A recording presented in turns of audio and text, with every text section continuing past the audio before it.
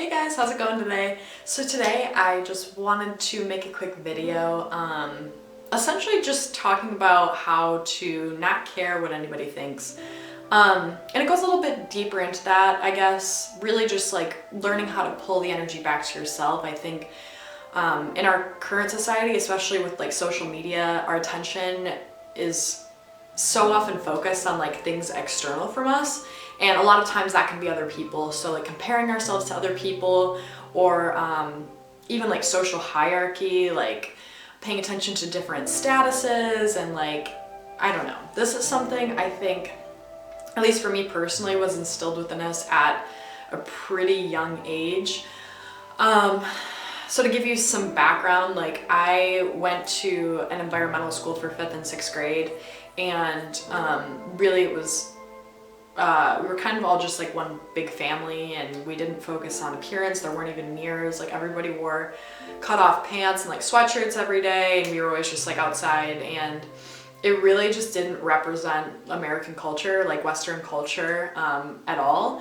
And so I joined like the schools, the main school system in 7th grade, in middle school, and it was just a huge adjustment for me because I don't know, like all of a sudden all of the girls wore makeup, and there was like a social hierarchy, and like people stuffed their bras, and you know, girls wore makeup, and all of a sudden it mattered what you looked like, and how you talked, and like cool people did this, and like not cool people, like uncool people did that, and there was all of these rules and things. And I guess just being like really innocent to the whole thing, like I just was like, oh well, you know, I have to adapt, like I have to figure out how to meet these expectations and like be cool, like you want to fit in, right?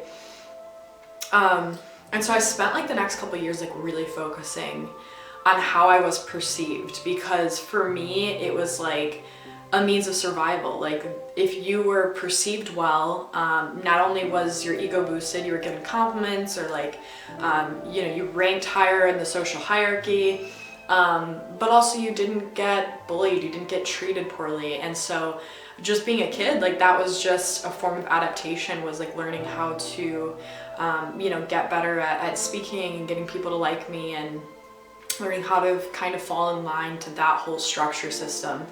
And that's something honestly that's followed me for the past like 10 years, and I've become more aware of it in, you know, recent years, in like my early 20s, my early adulthood. But you know, it's something I still deal with now, like paying more attention to how I'm perceived, as just putting the focus on me, and prioritizing how I want to be, you know, aside from how anybody perceives it.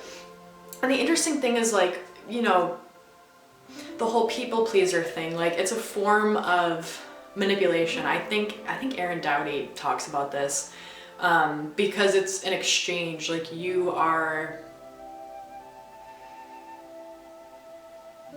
shaping yourself to be good in their perspective, and sometimes hindering things within your own self in order to get like love and validation from this other person.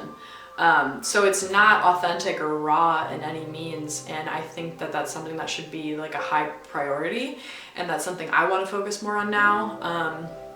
I think in my early 20s I was good at this, but I think in my early 20s, I mean, I was kind of like angsty, I guess. So I really didn't, so I would do things just to make people uncomfortable, you know? And I think it's interesting to me because like being an artist too, like you do think a lot about how things are perceived, because you're putting things out in the world, and that's part of the reason you do it, is for the people that are viewing it or buying it, or the people watching this video even. And so I don't know, maybe there's a balancing act there, but truth be told, like I am trying to learn how to bring that energy back to myself, because I think in general, like it doesn't really help anybody to people please, like not truly. It's kind of just a lie, like a facade. Like it's a lie to them because you're not being your authentic self, and it's a lie to you because they don't actually love you for the real you. You know what I mean? And it's like the more you feed into that, the more you actually lose touch of who you really are, which I think some of us get to that point. And that's kind of where I am now. Like, there are, like, I'm authentic to myself in lots of ways, but there's also lots of other aspects that I really haven't fully explored, and I've sort of just like accepted what other people think is right or correct. And so I'm starting to really come back in tune with myself and figuring out like what's authentic to me, you know what I mean? So I think that a lot of us can relate to this journey, and that's kind of why I just wanted to talk about it a little bit more. And I think one of the things too, if we're talking about like energetics, and I think Aaron Dowdy talks about this too, but just pulling the energy back to yourself and focusing on your own frame and your connection to the ground, and just being in your own body. I get really floaty and like in my head and my thoughts and kind of like in the higher realms, and so I can sort of lose touch with my identity. And I've even had it where I'm like talking with someone and like I become the other person, like I'm just fully aware of their presence instead of my own. And I think that that can be good to some regard. I mean, that's empathy, right? Is like feeling that person's perspective and that paradigm in it. I think it makes me really intuitive to be able to like shift to other people's frames. But I think, like I said, from being a child, that just like comes from a place of survival and like trying to like maintain peace. So you have to tune to other people in order to understand where they're at, engage their perspective and their perception on things. So yeah, just trying to overcome that, you know, that's just like a mechanism that doesn't really serve us in our adulthood. At least to the same extent. I mean, obviously you still want to be cordial and everything, but it's really important to tune back in with yourself and get clear on, you know, what's you and then what's somebody else. So that's one of the things I'm focusing on. Like I said, I think another big part of it is taking people off of the pedestal. There was a point in my life where I pretty much thought everybody was on a pedestal. Like I thought I would gauge other people's behaviors to understand like what truth was or what a baseline was. Because I think just as a child, that's what you do. Like you're looking at others in the world and, you know, trying to figure out where you stand. And so you do that by adopting mindsets of others, right? But as we get older, we get to sift through all this data and really form our own and say, okay, well, you know, how much of this have I just like picked up haphazardly, and how much do I actually align with, and how much actually serves me, and how much do I want to keep perpetuating? We get to decide, you know, the reality we want to live and who we want to be. So I think that's a big part of it too, is just stop prioritizing other people's opinions over your own. I mean, you can take from them and you can learn from them, but take people off the pedestal. They don't know any better than you. You know, trust your own intuition, because your experience is unique to you. And that's going to be the most important thing in creating your life and navigating your reality. The other thing is like humanize people, you know, and I think that even comes into empathy. Like when you put someone on a pedestal, you dehumanize them. I mean, early you overhumanize them. I'm not sure what that would be. You basically turn them into like a god or like some greater thing, right? When they're not, they're just a human. You know, maybe you don't see all their flaws. Maybe they're better at hiding their flaws. Maybe they have different flaws than you, and so you don't notice them.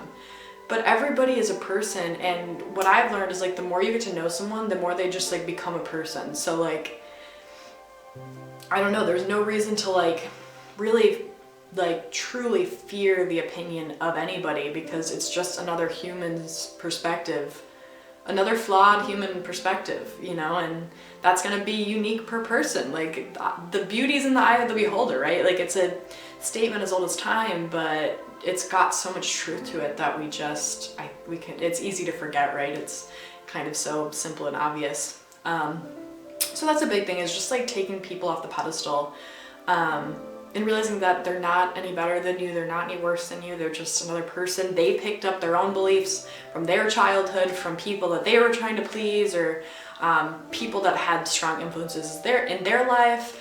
And a lot of their opinions are just perpetuated programs that they adopted from, you know, their childhood or just their upbringing somewhere. So don't take that as truth, and don't, you know, hold so much weight on it if it's not something that aligns with you. Like you have that power to be discerning and to decide like yes, this is something for me, or no, this is not. Like, you are an adult. You can consciously make that decision. You're not just a child anymore trying to hold the peace and people please. So that's the biggest thing I would say